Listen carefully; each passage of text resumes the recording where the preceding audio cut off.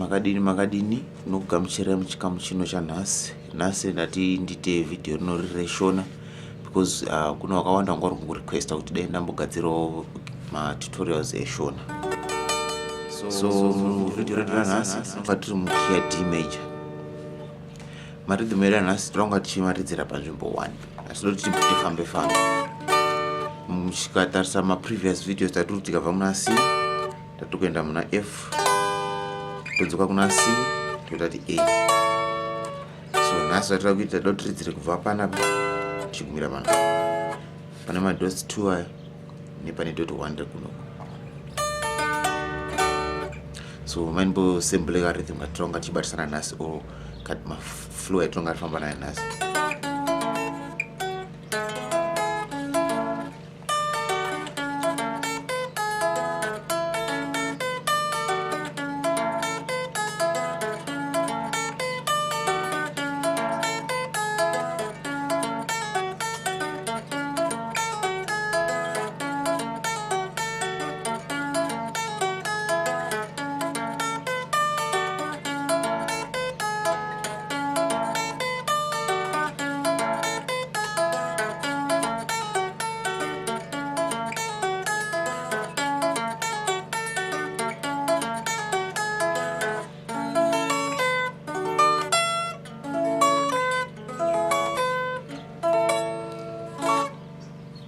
So maonero angu inini munoona tichiridza tikati C toti G toti C toti A anonga ari major ese.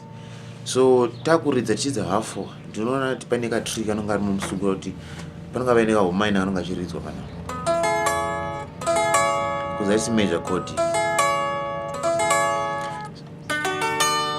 Okay, so rhythm yedu first ilo tibatisana nema basics or mabhazi mafambiro awo. So chord rekutanga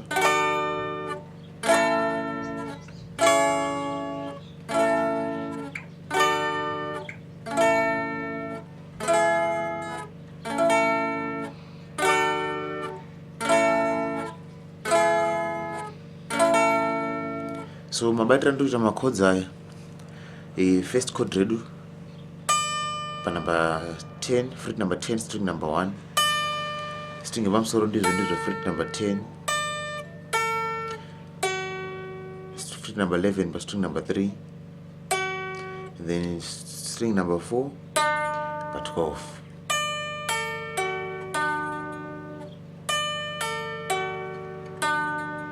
Second chord redu so it's a so first chord, second chord,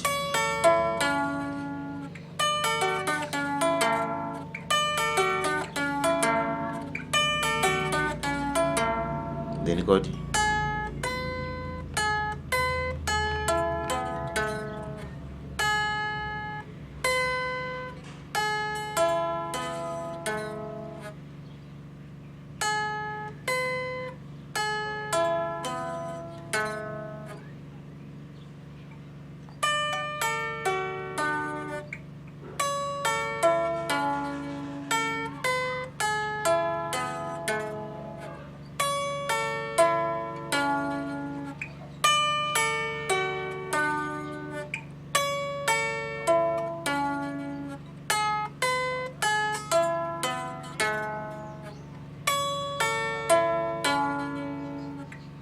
so I hope zviri kunyatsooneka zviri clear because hapana too much movement inonga iripo.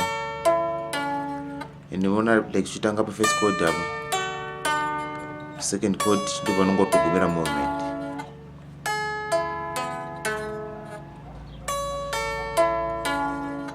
So macods anonga ari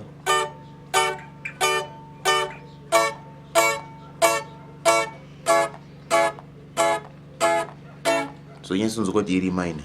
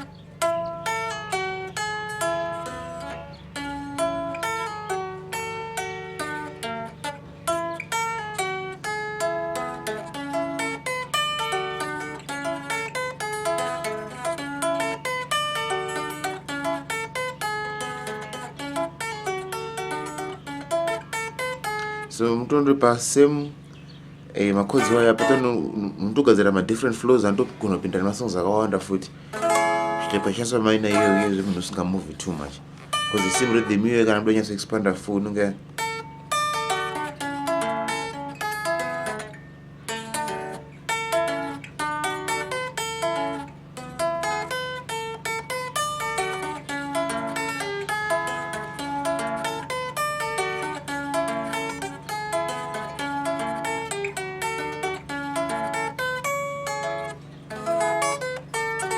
but asitonyakuridza mamaina announcement iwo too much so tingogona kufokesa pa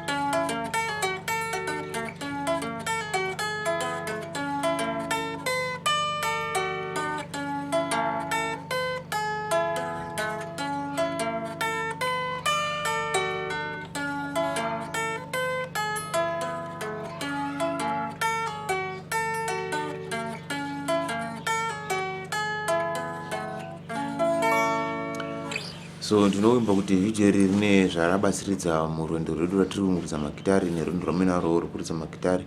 So panext video ndichaita kuti tiise number 6 tichirova tichiridza pasame position but tiise string number 6.